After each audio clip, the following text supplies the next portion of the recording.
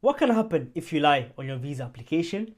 When applying for a visa to enter or stay in the UK, you might feel tempted to leave out certain details, maybe to avoid delays, to increase your chances, or just because you're worried about how certain information might be interpreted.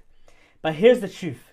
Lying on your visa application is extremely serious and it can cost you up to 10 years of your life. Let's break down what this means. What counts as lying? When we say lying, it doesn't always mean an obvious falsehood. It can include deliberately giving false information, withholding relevant facts, using fake documents or forged certificates, hiding criminal history, misleading the Home Office about your finances, employment, or relationship status.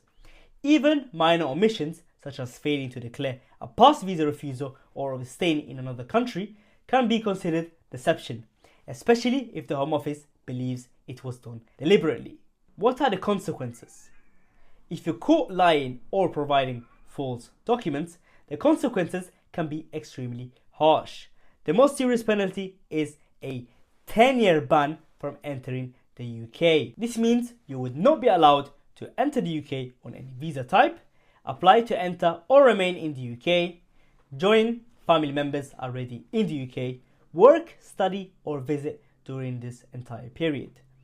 It doesn't matter if the original visa you applied for was a tourist visa, a student visa, a work permit, or a spouse visa.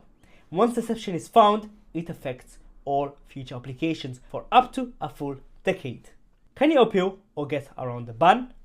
In most cases, no. The 10-year ban is issued under UK immigration rules as a punishment for dishonesty or fraud, and it applies automatically once deception is proven.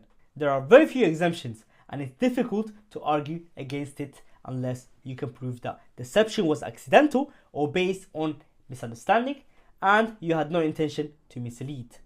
Even then, success is rare. Without strong evidence or legal representation, once a ban is in place, it affects all future applications. And even if you wait the full 10 years, you'll still need to explain and justify the original issue when reapply.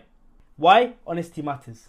It might seem like a small thing. Maybe you think a past refusal in another country doesn't matter, or you're worried that a gap in your bank statements could ruin your chances, but the reality is, being honest, even when it's uncomfortable, is far better than getting banned. In many cases, immigration officers are more understanding when applicants are transparent and provide clear explanations. If you think there's something that could raise concerns in your application, it's far better to explain it upfront